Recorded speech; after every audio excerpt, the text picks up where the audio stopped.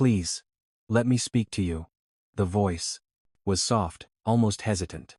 But in a room, filled with crystal chandeliers, polished silver, and the low hum of luxury, it cut through the stillness, like a sudden breeze in a locked chamber. It wasn't the language that turned heads. Few in the restaurant even understood Japanese. It was the tone, trembling, sincere, and strangely urgent. It carried a quiet desperation and something more, something human.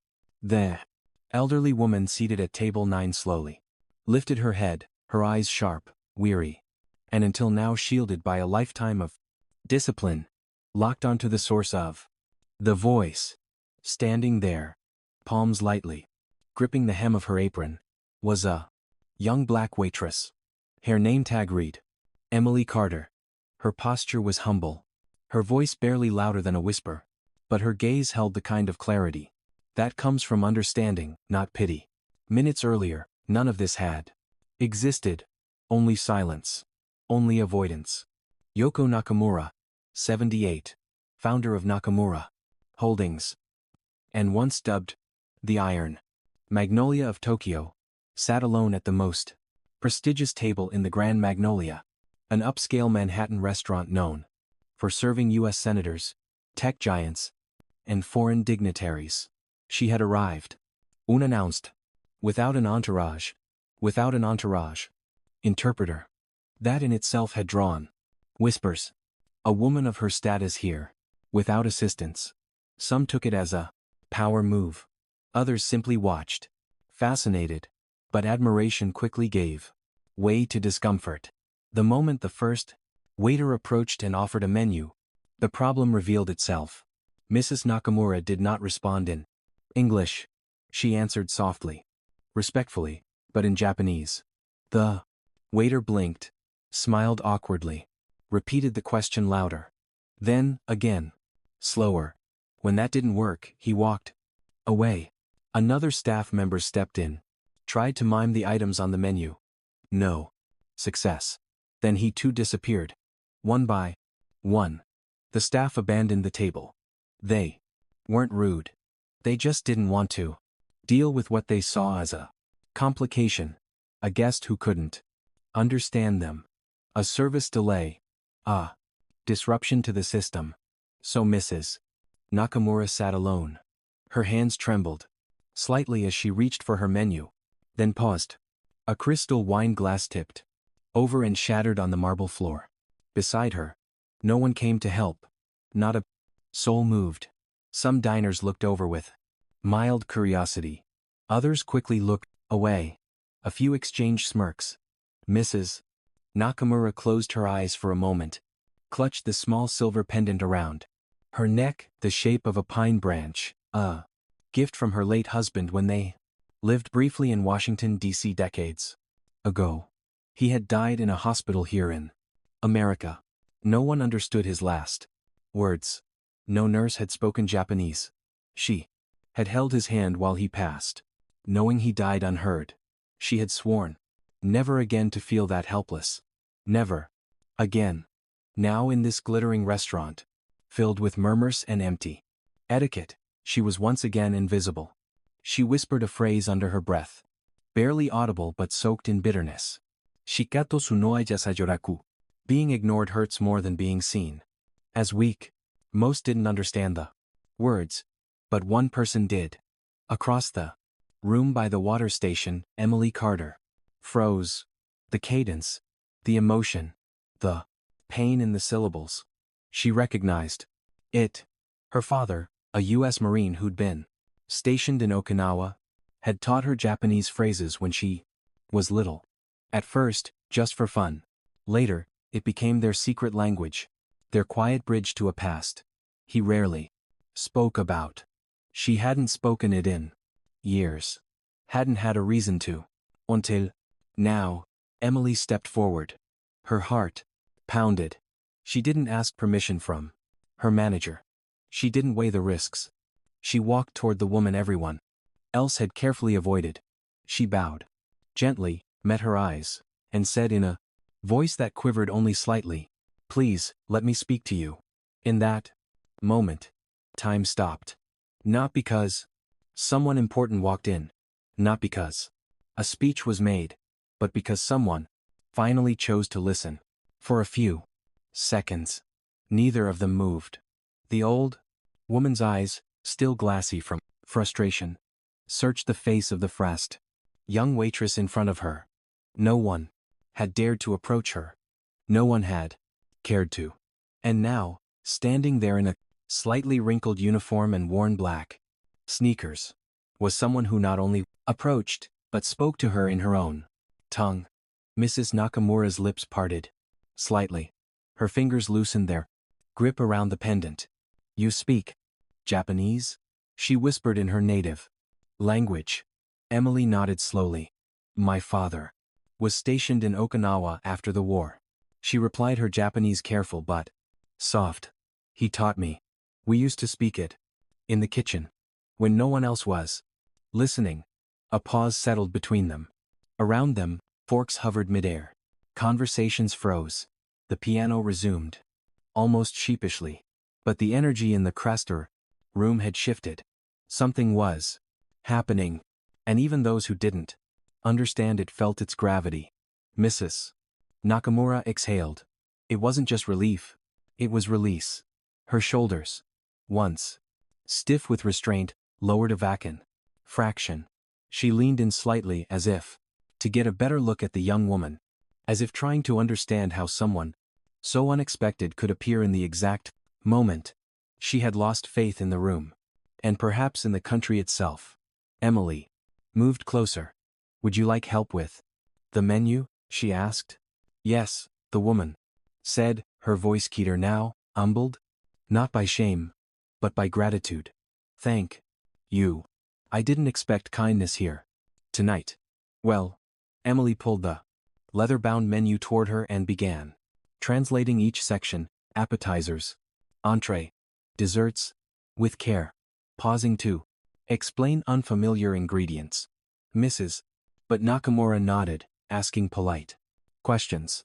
She had regained her composure, but there was a new gentleness in her manner. Across the room, the restaurant's manager, Mr. Denham, watched with visible irritation. His jaw clenched as he leaned over to Was. "Another waiter. She's not supposed to be on that table," he muttered. The other man shrugged. "Guest seems happy. That's the job, isn't it?" Emily didn't care if she was violating protocol. She didn't care if she was reassigned or reprimanded. In that moment, all that mattered was the woman in front of her. Her face reminded Emily of her grandmother. The same creases at the corners of the pay's mouth, the same stern elegance that aged into softness. When Mrs. Nakamura finally placed her order, a grilled sea base with miso glaze, no onions, Emily bowed and promised she would speak directly with the chef to ensure it was prepared perfectly. As she turned to walk toward the kitchen, a few diners nodded in her direction. One older man placed his hand over his heart, a subtle gesture of respect. A woman whispered to her husband, "She's the only one who treated that lady like a person." Back in the kitchen, Chef Jackson raised an eyebrow when Emily explained the situation. "You speak Japanese?" "Some," she replied. "Enough to help." He paused for a beat, then nodded. "Good. We need more of that around here." By the time Emily returned with a fresh napkin and a small cup of hot green tea, just the way Mrs. Nakamura had requested, the older woman looked calmer, almost serene. Her fingers no longer trembled. Her expression was no longer closed. "You know," she said in Japanese as Emily gently set the tea on the table. "When my husband died, no one at the hospital spoke Japanese. Not one nurse. Not even when he asked for water. He died with strangers who couldn't understand him." Emily sat beside her for a moment, forgetting where she was. "I watched my father the same way," she said. "He used to speak Japanese when he dreamed, but the last time he spoke it when he was awake was to me. I think he was trying to tell me something before he passed. I never figured it out." Mrs. Nakamura looked at her, then reached forward, and placed her hand lightly over Emily's. You understood him, she said softly. Even if you didn't translate every word, you heard him. That's what matters. Their hands remained there for a moment. Young and old, black and Asian, rich and working class.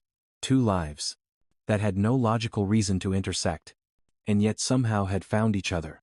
Suddenly, Mr. Denham's voice cut across the dining room. Emily. A word in the 60H? Back, please. Emily stood up, heart sinking. She gave Mrs. Nakamura a small bow and walked quickly toward the hallway that led to the back office. The moment the kitchen doors closed behind her, Denham crossed his arms. You know, that wasn't your table. You were hired to clear glasses and assist, not to take over VIP service. She needed help. Emily replied calmly. And no one else could give it to her. Moser, that's not how this works. You follow the chain of service.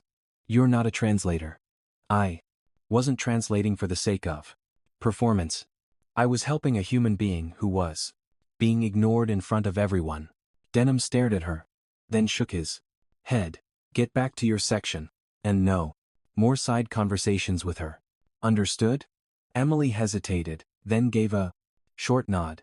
When she returned to the floor, Mrs. Nakamura looked up. Immediately. She must have sensed something had changed, but she didn't ask. Instead, she smiled. The kind of smile that held pride, not pity. I have been called many things, she said in Japanese. Investor, dragon, woman of steel. Have I been spoken to like I mattered until tonight? Emily blinked, fast to hide the moisture building behind her eyes. I'll check in on you throughout the evening, she said. Even if I'm not allowed to stop. Give Emily a like for her kindness. And don't forget to comment where you're watching from. You might find someone nearby watching this video along with you. Mrs. Nakamura's smile deepened. I've already been seen. That's more than I expected. Dinner continued. The chatter in the room picked back up, though it now carried a different tone. Less performative, more curious. Diners kept glancing at table 9. Not out of mockery, but wonder, and Emily, now working this far end of the room, paused once to glance back. She saw Mrs. Nakamura lift her cup of tea in a small private toast. It was a gesture that said, I remember. I'm still here, and thanks to you, I am no longer invisible. The rest of the evening unfolded with strange grace. Though Emily kept her distance as instructed, she remained aware of every movement at table 9. She watched as other servers finally returned to the table, now more careful, more courteous, though none dared speak. Mrs. Nakamura accepted their presence with silent poise, but it was clear that the connection had been made, and it wasn't with them. Emily continued, clearing glasses and replenishing water. At lesser tables, her mind only half on the clink of cutlery and whispered wine orders. Her thoughts kept circling back to the woman at the center of the room, who had arrived, surrounded by silence, and now sat wrapped in invisible warmth. The memory of her father, in his final days, kept tugging at her. The way he would slip between languages, how his mouth would form words she couldn't fully understand. But his eyes always made her feel like she didn't need to. There were no translators in the 7th hospital room either. No one had cared that the old soldier still dreamed in Japanese. She had been just a teenager. Then, helpless. Too young to carry his words into the world. Tonight felt like a small redemption. Across the room, Mrs. Nakamura was now dining with delicate precision. The sea base had arrived, hot and gently aromatic, just as she liked it. She took slow bites, as though savoring more than the food, savoring the moment itself. Every so often, she would glance in Emily's direction, never calling her over, but always meeting her eyes with a quiet kind of solidarity. At one point, A well-dressed man at a nearby table leaned over and asked his server, "Do you know who she is? That woman at 9. The server shrugged. "Some foreign business mogul, I think. Zer? She looks like she owns the place," the man said, chuckling. "No," his wife corrected, softly, eyes not leaving the table. "She looks like she finally got to exhale." Emily noticed a few guests had started checking their phones under the table. Whispers began to stir again, not with mockery this time, but curiosity. One woman had taken a discreet photo of Mrs. Nakamura when she first arrived. Now she scrolled through a news article, then leaned in to show her husband. His brows lifted. Emily didn't need to look. She already knew. All it would take was one tweet, one blog post, one name, dropped in the right chat, and Mrs. Nakamura would no longer be the quiet mystery at table 9, but the headline. It came faster than she expected. Less than an hour later, as Emily passed through the staff hallway, she heard someone mutter, "Hey, she's trending." She paused. A busboy was hunched over his phone. Scrolling on the screen was a snapshot of Mrs. Nakamura's face. Mid-sentence, mouth open slightly, eyes burning with the weight of unsaid things.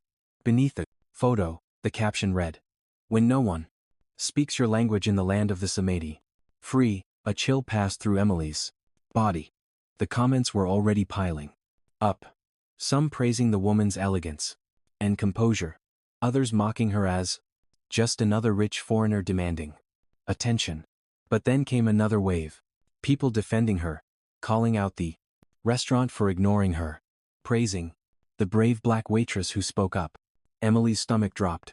She hadn't said anything to anyone. She hadn't filmed anything, but someone had. By the time she reached the kitchen, Denim was waiting. His face was a hard mask of corporate control, but his eyes glinted with barely contained frustration. "Did you speak to anyone about this?" he asked, holding up his phone with the trending post on screen. "No," Emily replied honestly. "I didn't record anything. I didn't even know she was." "She's a billionaire," Denim snapped. "This could be a PR disaster or an opportunity, depending on how we handle it. I wasn't trying to make anything public," Emily said, voice steady. "Well, too late now. Corporate's calling. Tomorrow morning. They want a report. In the meantime, stay off her table." Emily nodded once, resisting the urge to say more. She knew he wasn't really angry at her. He was angry that someone else had gotten there first. Angry that kindness had broken through the system before protocol could catch up. Back in the dining room, Mrs. Nakamura had finished her meal. She wiped her lips with her napkin, folded it carefully, and placed it beside her plate with the ration. Same intention and precision one might use to close a letter never meant to be sent. As Emily walked past, Mrs. Nakamura reached out, not to stop her, just to brush her hand ever so lightly. "In Japan," she said softly in English, this time halting but determined, "there is a phrase, kokoro gaweru. It means our hearts touched." Emily turned fully toward her. For a moment, they just looked at each other. "I understand," Emily said, also in English. The older woman smiled. "You do?" "No." Then she stood slowly with the quiet dignity of someone who had lived through war, loss, and empires collapsing, and who, tonight, had found something gentler than all of that. She didn't say goodbye. She didn't need to. Her driver was already waiting by the curb. As she left the curb, buzz in the restaurant rose. But no one approached her. No one dared ask for a photo or comment. Emily returned to her section. The world kept spinning. Plates were cleared. Bills were paid, but nothing felt quite the same. By closing time, the article had made national news. Japanese billionaire mistreated in NYC restaurant saved by a waitress who spoke her language. A photo of Emily, blurred but unmistakable, was making the station rounds. She sat in the break room, phone buzzing non-stop in her apron pocket. While around her, co-workers alternated between praise, envy, and managerial anxiety. Emily didn't look at her phone. She didn't need to. She kept thinking about Mrs. Nakamura's final words. Kokoro gafuru. Our hearts touched. And maybe, just maybe, that was more powerful than any headline. The morning after the incident, Emily woke to find her phone nearly dead, drained overnight from a relentless stream of missed calls, unread messages, and social media notifications. Her name was everywhere. Not as a waitress, not as a quiet background figure, but as the girl who understood. She didn't recognize most of the people messaging her. Former classmates she hadn't spoken to in years suddenly reached out. Distant cousin, reporter, bloggers, even a Japanese news outlet had emailed asking for a comment. Her inbox was chaos. But amidst all of it, one message stood out. It was short from a blocked sender. You did something good. Don't let them make you forget it. She stared at it for a long time. At work, the atmosphere had shifted. No one said anything directly, but their eyes spoke plenty. Some gave her a respectful nod. A few offered hesitant congratulations. Others avoided her completely. Denim didn't speak to her at all that morning, but his glances were sharp and calculating. He was waiting for her to make a mistake, or perhaps to accept the silent punishment already in motion. Emily kept her head down. She rotated cutlery, refilled condiments, cleaned silverware same as every day. But the weight of unseen expectation clung to her like a second apron. Just before lunch service, she was called into the back office. Denham sat at the desk, arms crossed, with a woman Emily had never seen before, perched beside him, thin, sharp suit, tablet in hand. Her name tag read Relist Leicester, Regional Operations Director. Well, keep this short, Leicester began, not unkindly. You're not in trouble, Emily. Let's make that clear up front. In fact, you've done something we consider valuable. This story has reach. Emily remained quiet. We've received calls, emails, positive press. Leicester continued. The company sees an opportunity to lean into this narrativa, cross-cultural understanding, diversity, employee initiative. It plays well, especially after recent headlines. Denham shifted as if the words tasted sour in his mouth. We'd like to offer you a temporary promotion, Leicester said. Hostess, front of house, better hours, higher tips, and a press opportunity if you're comfortable. A human interest segment with local news. Emily blinked. Because I spoke to a customer in her language. Because you showed compassion, initiative, and because people responded to that, Leicester replied. We're not asking you to act. Just be available. Represent the best of what this restaurant can be. It wasn't a bad offer. In fact, it was more than Emily had ever expected to hear inside that beige little office. But something didn't sit right. She thought of Mrs. Nakamura's eyes filled with both sorrow and steel. She thought of that final touch. The quiet phrase, Kokoro Furaru. She hadn't helped the woman because of optics. She hadn't spoken Japanese to impress anyone. She had done it because no one else would. Emily looked at Leicester and asked, what happens when the story fades? Leicester hesitated. Then we keep doing good work. You move up. We find ways to highlight your strengths. And the others who need help but don't have a camera on them. The room cooled. You don't have to answer now, Leicester said smoothly. Just think about it. Emily nodded. I will. Back on the floor. She found that table. 9 was empty. Yet again, not reserved. Not assigned. Just left blank. She ran her fingers over the linen napkin. No one had sat there since Mrs. Nakamura left. Not out of disrespect, but something else, almost reverence. It had become her table, now. The table of the woman who didn't speak the language and the girl who spoke the heart. Later that afternoon, as the lunch rush began to swell, a courier arrived with a small, white envelope addressed in careful penmanship. Miss Emily Carter. Inside was a handwritten note in Japanese. Emily read it aloud in a whisper. When people don't speak the same language, they listen with their eyes. You looked at me when no one else did. That changed everything. Beneath the note was a second card. This one in English. Come to dinner tomorrow. 700p. Ma. My table. N. Emily's hands trembled when the time came. She stood at the front door of a private dining club on the Upper East Side. She had never been there before. She almost turned around twice on the ready train. But when she arrived, a host greeted her by name and escorted her through a quiet hallway to a velvet curtained room. Inside, Mrs. Nakamura stood beside a small table set for two. No assistants, no encourage. Just her. You came, she said in Japanese, smiling. You invited me, Emily replied. Saturday, the food was immaculate. The service silent but warm. But it wasn't the meal that mattered. I never thought I would see the day, Mrs. Nakamura said, when someone like you would speak for someone like me in this city. Emily looked up.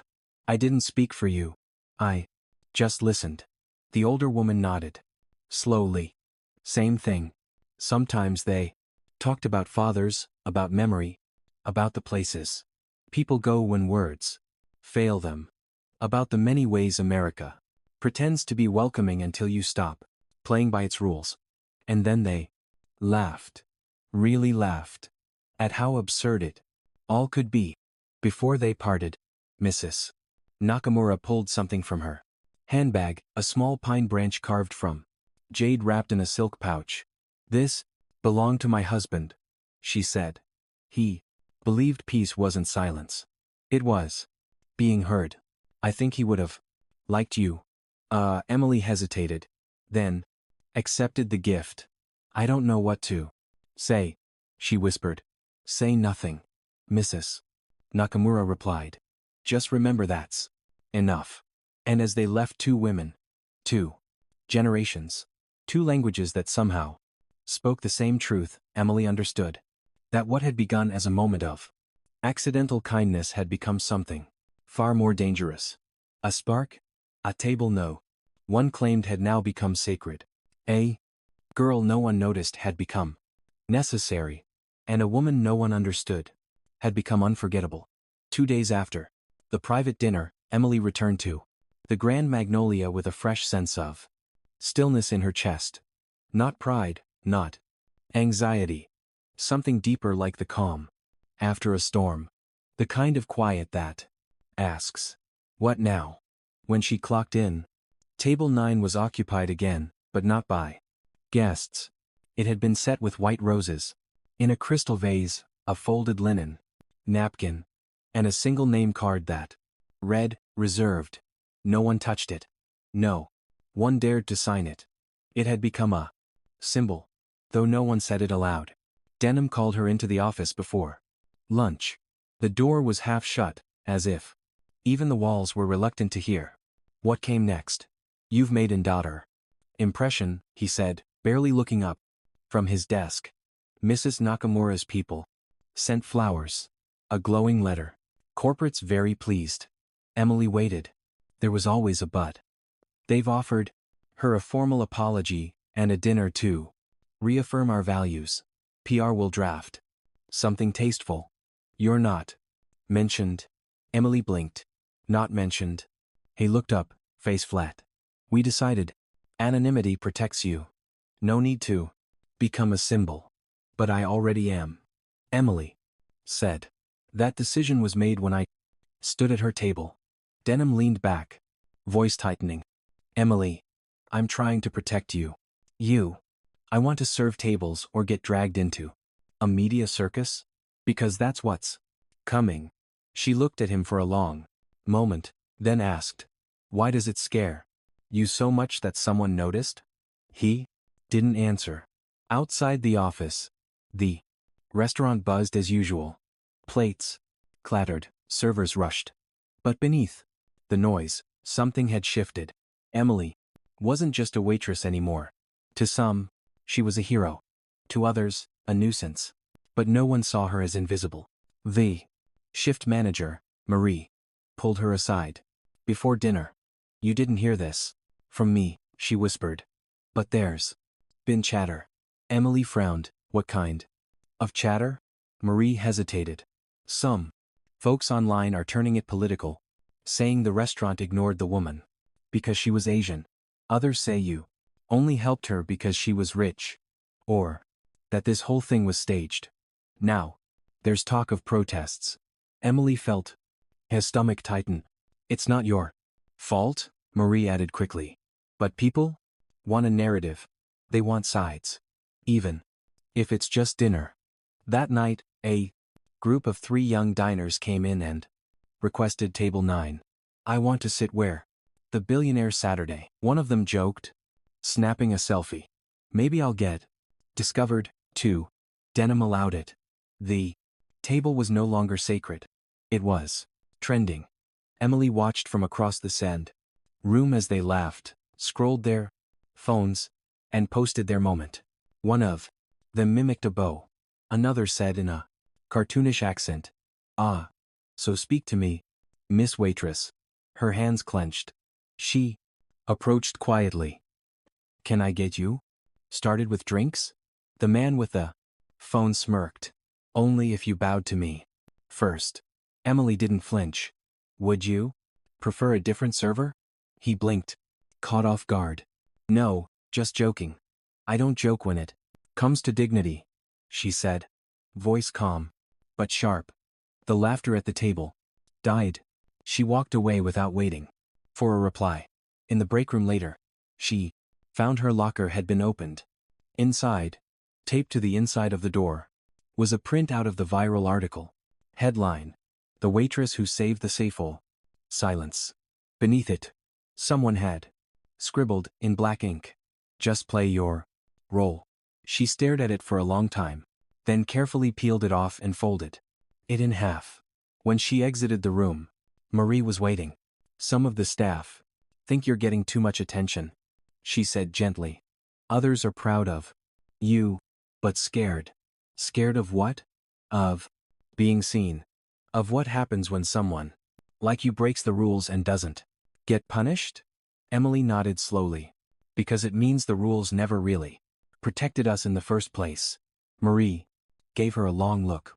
"You're not just serving food anymore. You're serving a reminder. That scares people." The next day, a small group of demonstrators appeared outside the restaurant. 5, maybe 6, holding signs. One read, "Dine has no accent." Another, "Justice is not on the menu." Emily watched from the second-floor window. She didn't know who organized them. She didn't recognize any faces. But they were there. Because of her. Because of Mrs. Nakamura. Because of something that never should have been remarkable, but somehow was. Denim walked past, and muttered, "They'll scare customers. They are customers." Emily replied, "They just haven't been treated like it yet." That night, she was again called into the Triculverse office. This time, Leicester was on video call. "You're not in trouble," she said like before. "But we need to be smart. There's buzz now. And there's backlash. The board is split. Some want to offer you a public ambassador role. Others want to distance the company entirely." Emily said nothing. "So we're asking you," Leicester continued. "What do you want?" It was the first time anyone had asked her that. She thought of her father unable to speak his truth in his own language before he died. She thought of Mrs. Nakamura, silenced not by law, but by polite avoidance. And she thought of herself walking that tightrope every day between being invisible and being too visible. I want to keep doing my job, Emily said finally. But I won't. Pretend it never happened, Leicester exhaled. Fair. After the call ended, Denham remained silent. Then he said, quietly, the world is watching. Just don't let it consume you. Emily gave a small smile. It won't. But maybe it'll change us. No. When she returned to the floor, the group at table 9 was gone. But someone had left a note under the water glass. It said, you didn't just serve her dinner. You served us a memory. Emily folded the note and slipped it into her pocket. The noise of the restaurant swelled again. Orders, laughter, footsteps. But to her, it sounded different now. Not louder, more human. The following week unfolded like a slow-burning storm. It didn't roar through the front doors or strike loudly across social media. Instead, it seeped into the Grand Magnolia's walls, like humidity heavy, clinging, impossible to ignore. And Emily could feel it in every glance, every half-muttered conversation. Behind the service counter, every tighten smile from staff who no longer knew how to look at her without thinking of headlines. The restaurant now had a PR-approved response to guests who brought up the incident with Mrs. Nakamura. A laminated card sat discreetly by the sediment card sat discreetly. Host stand reading, the Grand Magnolia is committed to inclusion, dignity, and personalized service for all guests. It said nothing and meant even less. Emily still clocked in at 300 p.m. She still wore the same black shoes, still tied her apron the same way, still cleared tables and smiled at elderly couples who asked for extra lemons. But the air around her had changed. She had crossed a line, the invisible one. And now, no one quite knew what to do with her. There were new hires, too. A tall white man named Kyle, who had fine dining experience, and a girl named April who had just finished a marketing internship, but wanted to reconnect with real people. They hovered near her, polite, but distant. No one brought up Mrs. Nakamura. It was as though the moment had become a myth, an event no one wanted to believe had actually happened, especially not in their place of business, until it did again. It was a quiet Thursday when the second storm arrived. Emily was refilling glasses at table 4 when she noticed a hush ripple through the front doors. Not a place celebrity, not a food critic. Something stranger. A man in his 70s walked in. Slowly. A cane in his left hand. He wore a black cap and thick glasses. And behind him was a woman 50-ish in scrubs. A nurse likely.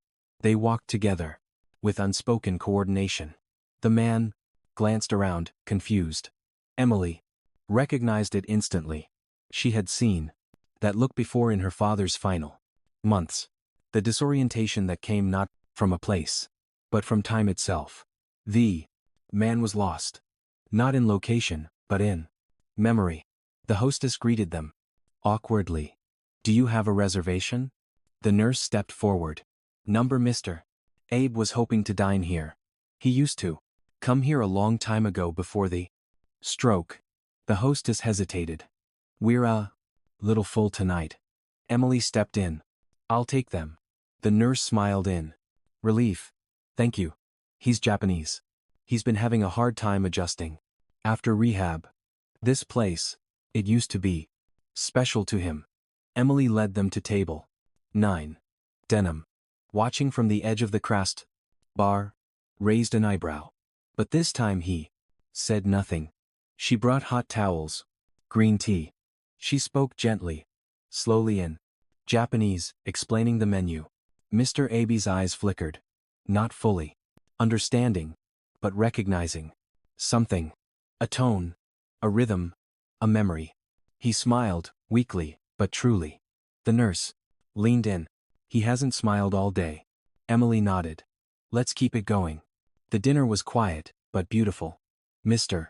Abe tried the miso-glazed cod. nodded, with silent approval, and took his time. With every bite, the staff stayed away. No laughter, no mockery, no side glances. Just respect. Or maybe fear. This time, no one wanted to be caught on the wrong side of decency. After dessert, the nurse gently lifted the frozen sack and older man's hand and helped him write something on a napkin. When they left, Emily unfolded it. It read, "Your voice reminded me of someone I loved. Thank you for bringing her back." Emily stood there, napkin in hand, long after they were gone. That night, she didn't sleep. She replayed the dinner over and over. Not just the words, but the silences between them. The way dignity could return to someone's posture. Not because of medicine, but because someone met them where they were. By the weekend, other guests had begun asking, "Is that the girl from the story?" Some asked kindly, some didn't. A few requested her specifically, hoping to have their moment with her. Others avoided her altogether. And then came the email sent directly to her personal account from Mrs. Nakamura's assistant. "Madam would like you to attend a private gathering. You are not obligated, but your presence would be appreciated." Details below. Emily stared at the crevice screen. The address was in Midtown, a penthouse, black tie. Tomorrow night. She almost didn't go, but something inside her, older than pride, deeper than fear, told her she had to. The next evening, she wore her only black dress, borrowed heels from Marie, no makeup, save for lip balm. She took the train, walked 2 blocks in the cold, and stepped into a building guarded by glass and steel. Inside the penthouse, everything glowed. Golden chandeliers, soft jazz, polished marble. There were maybe 20 guests. Quiet, wealthy, composed, but none of that mattered. Because standing near the window, looking out over the city, was Mrs. Nakamura. She turned when Emily entered and smiled. "You came," she said. "I wasn't sure I should." "I was." They spoke for a while about nothing and everything. About how words could be bridges or weapons. About how silence could be either peace or punishment. About how the world made so much noise it forgot how to listen. Mrs. Nakamura introduced her to several others, writers, lawyers, activists. A woman from the UN, a man who ran a foundation for bilingual education. None of them asked for selfies. None of them cared about her going viral. They wanted to talk. Really talk. One guest, an older black woman with a soft, southern accent, leaned in and said, "You know what you did, don't you? You reminded people that being understood is a kind of salvation." Emily didn't know what to say, so she just nodded. As the evening wound down, Mrs. Nakamura took her aside. "You're going to be tested," she said, "by people who want to use your story, and by those who want to erase it. But the truth is, what you did can't be undone. And that's what frightens them mosting." Emily looked out the window. The city pulsed below, alive, restless, beautiful. "What if I mess up?" she whispered. Mrs. Nakamura smiled. "Then you'll be human. But you won't be invisible." Emily left the penthouse at midnight alone. The streets were quiet, but her mind was loud with memory, with purpose, with the echo of a doubter voice that reminded her, sometimes you don't need to shout to be heard. Sometimes you just need to speak the Taishan right language at the right time with the right heart. And in doing so, you break the silence for everyone. By the time Emily arrived for her Saturday shift at the Grand Magnolia, something had changed. It wasn't the decor or the menu or even the clientele. It was something subtler, more unsettling, like walking into a tarry room where everyone had already been talking about you and suddenly went silent. The staff stopped mid-conversation when she walked by. Denim didn't grate her. Didn't nod. Didn't whine. Make eye contact. There was no warning. No briefing. No schedule waiting for her. At the backboard, just her name crossed off the server rotation list with a red line. She stared at it for a long moment, then turned to Marie, who was adjusting cutlery at the bar.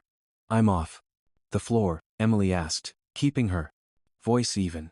Marie hesitated, then nodded. Slowly. They reassigned you to prep Tom. Downstairs. Why? Marie looked over her shoulder, then leaned in. There was a complaint from who? They won't say. Emily stood still, arms hanging by her sides. A complaint after everything. She changed into her backup apron and headed down the narrow staircase to the kitchen basement.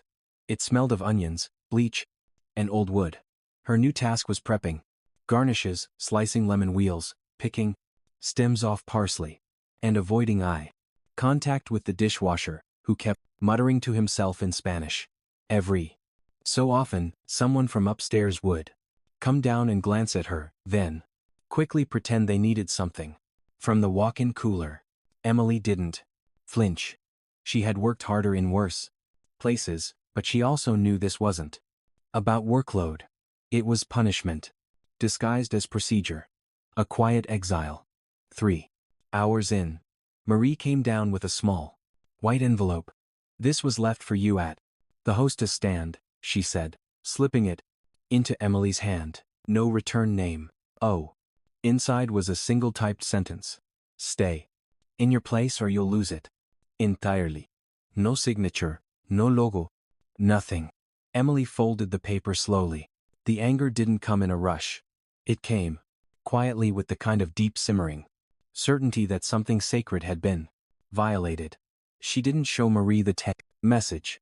She just tucked it into her back pocket and said, thanks. At the end of her shift, as the restaurant quieted and the last tables cleared out, Emily walked back upstairs. She found Denim in the office, scribbling notes into the schedule book. I need to talk to you, she said. He didn't look up. Now's not a good time. She closed the door behind her. Make time. He glanced at her, then leaned back. You've made things complicated, Emily. Because I did the right thing. Because you made this place about you. And now people are looking at us under a microscope. Guests feel tense. Staff are divided. Corporate's nervous. Emily stared at him.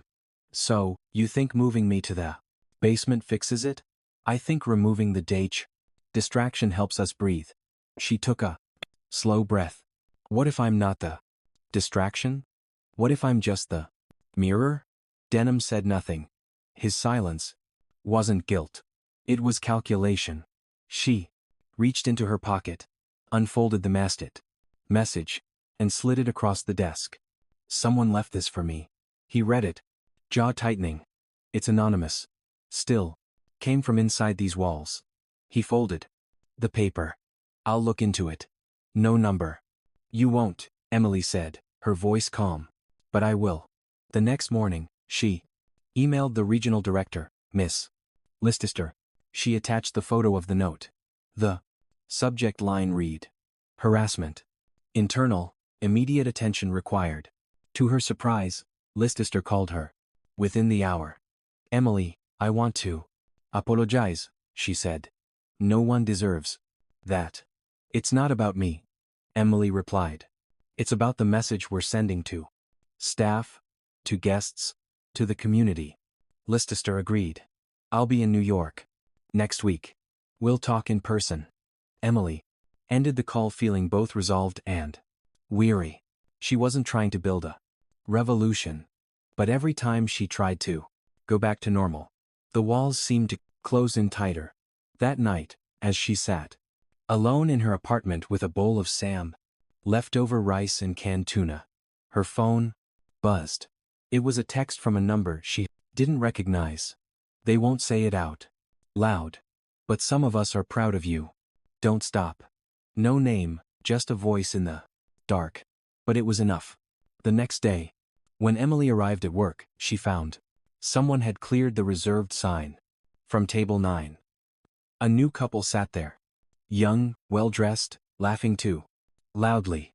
No one told them what the table used to mean. No one remembered, or perhaps no one cared. Emily walked past them, calm, collected, and poured them water. She didn't linger. Later that night, Denham announced that Emily would be moved to lunch shifts only. New hires will handle dinner, he said. Simply. Emily smiled. Great. More time for me to study at night. He blinked, caught off guard. Study? I've decided to go back to school, she said. Linguistics? Translation? Maybe public service, he scoffed. From waitress to activist? From invisible to useful, she replied. Denham said nothing. He didn't have to. She had stopped asking for permission that evening. As she left through the back door, she noticed a small chalk message, written on the alley wall, half faded from the rain. It said she spoke and we listened. It wasn't signed. But Emily didn't need a name. She just needed to keep walking because the silence had already been broken, and there was no going back. The first real snow came early that year. New York looked softer. Beneath it, less brutal, less rushed. Even the city's sounds seemed muffled under the weight of white. But inside the Grand Magnolia, the cold wasn't just outside. It lived in the corners, behind the counters, between the glances that Emily learned to dodge like snowballs aimed at her back. Her shift now started at 11 a.m. sharp. Lunch crowd only.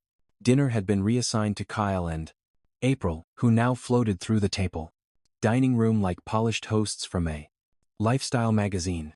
They smiled on cue. They greeted guests with scripted warmth. They never asked hard questions or stepped outside the lines. They were everything corporate loved, predictable. Emily didn't mind the change in pace. The lunch guests were quieter, older, sometimes lonelier. They tipped small, but talked more. One man came every Tuesday and asked for exactly 4 lemon wedges, arranged clockwise on his water glass. Another always ordered soup, never touched it, and left a $1 tip folded into a triangle. These were people who didn't go viral. They just wanted a seat where someone remembered their name. One afternoon, an older woman with thick, rimmed glasses waved Emily over. She wore a brooch shaped like a feather and had the posture of a retired librarian. You're her, aren't you? The woman asked. Emily hesitated. I'm Emily. The woman smiled. You're the reason people like me still believe this city has a soul. Emily wasn't sure what to say, so she just smiled, placed her order, and brought her soup exactly the way she liked. Half-filled, lukewarm, but not all. Encounters were gentle. Later that week, 2 men in crisp suits sat at a window table and requested Emily by name. We want to be served by the girl who stood up to the system, one of them said with a grin too wide to trust. When she approached, the second man lowered his sunglasses and said, So, you planning to run for office yet? Emily kept her tone neutral. No plans. Can I get you started with something to drink? The first man leaned forward. Tell us something in Japanese. Say something deep, something angry. Emily looked him in the eyes. Why? He shrugged. Because it's exotic. That's your thing, right? Speaking for the silent.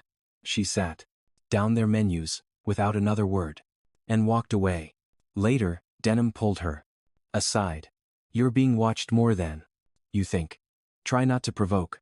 Emily laughed. I'm not provoking. I'm just refusing to perform. Same difference in this business, he muttered. Outside work, things were moving faster. Leicester followed up on her promise, connecting Emily to a small nonprofit called Echo Bridge, which focused on language access and immigrant advocacy.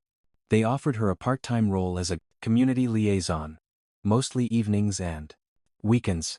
The first event Emily attended was at a modest community center in Queens.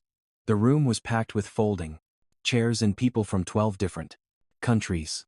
There was a translator at the Shalon front. The topic being heard in a country that pretends it's listening. Emily didn't speak that night. She just listened. An older Vietnamese man talked about being arrested at a pharmacy because the officer didn't understand he was asking for cough syrup. A Dominican woman explained how her daughter's teacher assumed she didn't care about school because she missed a parent meeting, though the notice was never sent in Spanish. By the end of the Dryden's HTT9 Season T9 night, Emily had filled 2 pages in a notebook. On her way out, a small girl tapped her shoulder. She couldn't have been more than 9. "Are you the lady from the story?" she asked shyly. Emily knelt down. "What story?" "The one where the lady talked funny. But you understood her." Emily smiled. "Yeah, I guess I am." The girl handed her a crumpled drawing. It showed a stick figure waitress standing beside another woman with long black hair and tears on her cheeks. Above them were little stars. Emily looked at the child. "Who's that?" "That's you," the girl said. "And that's my grandma. She cries when people yell in English." Emily didn't cry until she got home. By the second week of December, news broke that the Grand Magnolia had received a surprise inspection from a local labor watchdog. An anonymous tip had led investigators to discover a string of minor violations, improper breaks, schedule manipulation, and suspected retaliation against staff. No one said Emily's name, but everyone looked at her. Denim stormed into the prep room where she was slicing oranges. "Are you trying to burn this place down?" "No," she said evenly. "I'm trying to make sure people don't get stepped on." "Do you even want to work here anymore?" Emily paused, knife mid-air. "I'm not sure I ever did. I just needed the job." That night, she stayed late. Not to clean, not to serve, but to sit alone at table 9. With a cup of tea and a legal pad, she began outlining a proposal for a training program, one that would teach restaurant staff across the city how to handle language diversity with dignity. She didn't know who would read it, but she wrote it anyway. Just before closing, Marie came over with a cautious smile. "You've got mail." It was a thick envelope, hand-delivered. Inside was an embossed invitation from the Asian American Cultural Council. They were honoring Mrs. Nakamura at their New Year gala, and she had requested Emily as her guest of honor. At the bottom, scrolled in elegant black ink, were 4 words. No one else could. Emily stared at the Radislation card, her breath catching in her throat. Not because of the invitation, not because of the honor, but because she finally understood something. This story, her story, wasn't about a restaurant. It wasn't even about a TT, billionaire, or a dinner gone viral. It was about what happens when a single act of listening becomes contagious. It was about how people choose to keep being human, even in systems that profit from them being silent. And the dust never settles. Not when someone like Emily is still walking through it, carrying a voice that refuses to be quiet. New Year's Eve fell on a Sunday. The city was buzzing horns, laughter, the distant pop of early fireworks. Streets were filled with people wearing gold hats and drinking from plastic flutes, pretending not to notice the cold. But high above the noise in the Cray-Chen Grand Ballroom of the Asian American Cultural Council, silence fell as Mrs. Nakamura took the stage. She didn't speak first. She waited. Across the 7He room, nearly 200 guests in formal attire turned their heads as a spotlight swept across the room and landed on a figure standing near the back, Emily. She wore the same black dress she had worn to the daughter penthouse, though this time it fit her differently. Not tighter, not looser, just truer. like she had grown into it. The crowd clapped gently. Not a roar. Not a standing ovation. But something. Quieter, more honest, a recognition. Emily moved forward, unsure at first if she was supposed to say something. But then she realized she didn't need permission to speak anymore. Mrs. Nakamura stepped aside. Emily approached the microphone. I didn't grow up believing people like me were meant to be heard, she began. My father barely spoke English. My mother never went past the 10th grade. We lived in a neighborhood where silence was safety. We survived by being invisible. She looked out over the sea of strangers who weren't strangers anymore. But something changed the night. A woman walked into my restaurant and spoke in a language no one understood, and no one tried to. Except me. There were nods in the russet audience. Gentle knowing. I didn't help her because I'm brave. Emily continued. I helped her because I recognized the look in her eyes. I'd seen it in my father's eyes. In my own. When the world decided you didn't matter unless you spoke its language perfectly. AOSA. What followed wasn't easy. There were headlines. There was backlash. Some people told me to stay in my place. Others asked me to perform. I didn't want to be anyone's symbol. I just wanted to remind people that dignity isn't a privilege. It's a right. A bead of silence. Then a ripple of applause. After the speech, Emily returned to her table, unsure whether to feel proud or exposed. But Mrs. Nakamura simply leaned over and whispered. You gave them more than a story tonight. You gave them a mirror. Later, as the gala wound down, Emily stood by the window and looked out at the skyline. It sparkled like a memory or a beginning. Leicester approached her with a glass of water. Still working at the Grand Magnolia? She asked. Emily laughed softly. For now, but I submitted a formal proposal to City Hall last week. A grant for a hospitality-based language equity program. Lister raised an eyebrow. You're serious about this? I have to be, Emily said. We don't need more viral moments. We need systems that speak to people before they're forced to shout. Leicester clanked her glass lightly against Emily's. You're not invisible anymore. Emily smiled. Maybe I never was. A week later, the Grand Magnolia was quiet again. January chill had thinned the crowds, and with the holiday buzz gone, everything felt still. Emily returned to work one last time. Not to serve, but to say goodbye. She walked in during lunch hours, apron in hand. Denham was behind the bar, polishing glasses with mechanical precision. He looked up when he saw her. Unreadable. You're leaving? He asked. She nodded. I've accepted a full-time role at Echo Bridge. Community outreach. He didn't congratulate her. Didn't scold her. He just said, good luck. Marie gave her a tight hug near the service station. You made things hard, she said into Emily's ear. But you also made them better. Emily turned once more toward table 9. It was empty. No roses, no napkins. Folded like origami. Just a regular table now. But something in the light caught her eye. Beneath the tablecloth, etched into the wood by some discreet, perhaps rebellious hand, were 3 words carved faintly. She heard me. Emily placed her hand over the carving and stood there for a long moment. Before she left, she tucked a folded note under the sugar tray. It read, keep this table ready. Someone will need it again. Outside, snow had begun to fall again, soft like ash. The kind of snow that didn't shout its presence, but settled slowly, firmly into every crevice. Emily pulled her scarf tight and walked east. Not rushed, not lost, just moving forward. Her voice didn't echo behind her. It moved ahead because somewhere in the city, someone was about to speak their truth for the first time. And this time, they wouldn't be met with silence. They would be heard.